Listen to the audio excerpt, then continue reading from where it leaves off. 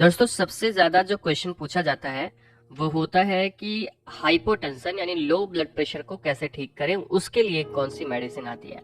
आज की वीडियो में हम लोग बात करने वाले हैं कि ऐसे इंजेक्शन के बारे में जो एज अ सपोर्टिव मेडिसिन दिया जाता है इन लो ब्लड प्रेशर यानी कि हाइपोटेंशन। इसके साथ और भी मेडिसिन दी जाती है, जल्दी हम लोग बात करेंगे उसके बारे में।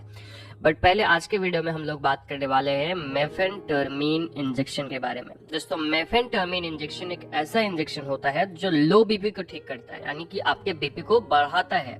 कैसे बढ़ाता है, कैसे काम करता है और इसकी डोज क्या होती है, कहाँ कहाँ इसको यूज किया जाता है, हम लोग सब चीजों के बारे में बात करेंगे। तो चलिए शुरुआत करते हैं, आगे बात करते हैं। सबसे पहले हम लोग मेफेनटर्मिन इंजेक्शन क्या होता है और कैसे काम करता है। दोस्तों मेफेनटर्मिन इंजेक्शन 30 mg में आता है, 60 mg में आता है, और ये जो है इसका लगभग 2 ml का एम्पुल आता है। और मेफेनटर्मिन सिम्पैथोमाइमेटिक एक्शन शो करता है, यानी कि मेनली सिम्पैथोमाइमेटिक मेडिसिन के लिए मेडिसिन के तौर पर यूज किया जाता है, यानी जो सिम्टम्स को ठीक करती है। क्योंकि हाइपरटेंशन एक प्रकार का सिम्टम है, शॉक होना एक प्रकार का सिम्टम है, लो ब्लड प्रेशर होना, ठीक है, तो उसको ठीक करता है।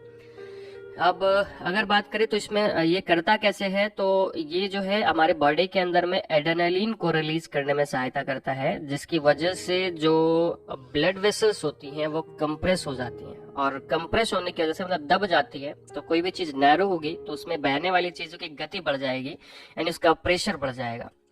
साथ में दोस्तों ये हार्ट की कॉन्ट्रेक्टाइल एबिलिटी को बढ़ाता है, यानी कि उसको ज्यादा पंप करवाने के लिए प्रेरित करता है ब्लड को, यानी कुल मिला के ये कार्डियक आउटपुट बढ़ा देता है। कार्डियक आउटपुट बढ़ेगा यानी कि हार्ट से ज्यादा ब्लड निकलेगा, हार्ट की गति बढ़ेगी, और साथ में जो ब्लड वेसल्स होती है वो नैरो हो जाती है, पतली हो जाती है, जिसकी वजह से आपको देखा गया है कि क्योंकि पतली हो जाती है ना, तो वहां से बहुत तेजी से ब्लड फ्लो होता है, जिसकी वजह से ब्लड प्रेशर बढ़ता है। नेक्स्ट अगर मैं बात करूं दोस्तों इसके यूजर्स के बारे में, तो इसका यूज हम लोग सबसे ज्यादा करते हैं इन लो ब्लड प्रेशर। अगर किसी का बीपी लो हो गया है, वो शॉक में है, तो वहां पर आपको इसे यूज करना होता है, इमरजेंसी कंडीशन होती है। इसके अलावा ये कॉन्स्ट्रिक्ट करता है वेसल्स को, यानी कि आपकी धमनियों को ये सिकोड़ देता है। इसके अलावा कार्डियक आउटपुट बढ़ाने का काम करता है। दोस्तों अगर इसके ब्रांड्स की बात करें तो मार्केट में इसकी बहुत सारी ब्रांड आती है, जैसे ये नेप्रोमीन के नाम से मार्केट में आता है, टर्मीन के नाम से आता है, और आप यहाँ पे स्क्रीन पे देख सकते हैं ऐसे बहुत सारे ब्रांड्स होते हैं जिसके नाम से ये मार्केट में आता है। आप कोई भी ले सकते हैं, जो भी आपको आसानी से मिल जाता है।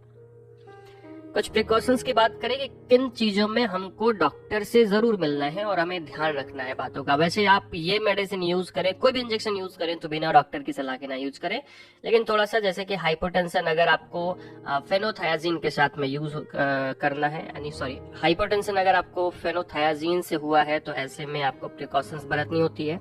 माओ इनहिबिटर के साथ में कुछ प्रिकॉशंस लेनी होती है, और हाइपरटेंशन में आपको इसे यूज नहीं करना होता है, क्योंकि ऑटोमेटिकली आपके बीपी को बढ़ाता है, और अगर पहले से हाइपरटेंशन है तो समस्या हो सकती है। इसके अलावा अगर आपको ब्लड या फ्लूइड लॉस की वजह से शॉक में है, यानी कि आपको हाइपोटेंशन की समस्या हुई है, तो डॉक्टर से सलाह लें कि आपको क्या करना चाहिए, यानी कुछ प्रिकॉशंस आपको लेने होते हैं।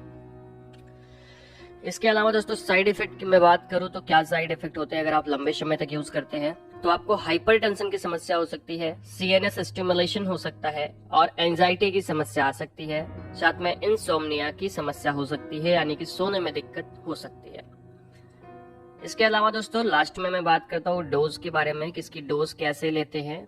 तो वैसे मैं आपको बताऊं, मतलब बिना कुछ अभी यहाँ पे कुछ है नहीं, क्योंकि थोड़ा सा टफ चलता है ये, कई जगह ये यूज होता है, जैसे मायोकार्डियल इन्फेक्शन में भी इसको यूज करते हैं, उसके में शॉक में, नॉर्मल हाइपरटेंशन में भी यूज करते हैं। तो ऐसे में इसकी डोज अलग अलग होती है। इसे आईवी इन्फ्यूजन में भी दे सकते हैं, आईवी लगा भी सकते हैं, आईएम भी लगा सकते हैं। तो आप इसे नॉर्मली मैं बताऊं कैसे आप यूज करना है, तो इसे 30 mg इसकी पर ml की एम्पुल आती है, और 2 ml की एम्पुल अक्सर यूज की जाती है। तो आप इसे 60 mg और 30 mg से लेकर के 60 mg लगा सकते हैं किसी भी पेशेंट में, आईवी या आईएम। तो वैसे अगर मैं बात करूं, अगर मायोकार्डियल इन्फेक्शन की वजह से शॉक हुआ है तो इनिशियल डोज 60 mg होती है, जो कि आईवी दी जाती है। इसका 2 ml का एम्पुल आपको दिया जाता है। इसके साथ पे आईवी इन्फ्यूजन दिया जाता है 5% डेक्सट्रोज का, जिसमें 0.1% मेफेनटर्मिन होता है। इसके अलावा अगर हाइपोटेंशन या फिर शॉक लगा है किसी भी सीवियर मेडिकल इलनेस की वजह से, तो 20 to 80 mg IV दिया जाता है या IM दिया जाता है, और साथ में आपको दिया जाता है एक IV इन्फ्यूजन 5% एक्सट्यूज वाटर का, जिसमें 0.1% मेफेंटरमिन होता है। इसके अलावा कोई भी ऐसी समस्या जहां पे ये यूज हो रहा है, तो मेनली इसको हम लोग यूज करते हैं 30 mg से लगा करके 60 mg तक, जो इसकी डोज होती है। तो आप इसे इस तरह से यूज कर सकते हैं। दोस्तों, बिना डॉक्टर की सलाह के ऐसे किसी भी इंजेक्शन का यूज ना करें, इसका खतरनाक प्रभाव हो सकता है। बड़े ध्यान से और पेशेंट की दशा को ध्यान में रख करके करना चाहिए। तो दोस्तों, ये था आज का वीडियो जिसमें हम लोगों ने बात किया मेफेंटरमिन के बारे में। वीडियो आपको इन्फॉर्मेटिव लगा हो, अच्छा लगा हो, तो चैनल को सब्सक्राइब करिएगा, वीडियो को लाइक करके दोस्तों के पास जरूर शेयर करिएगा। मिलते हैं नेक्स्ट वीडियो में। पूरा वीडियो देखने के लिए बहुत बहुत धन्यवाद।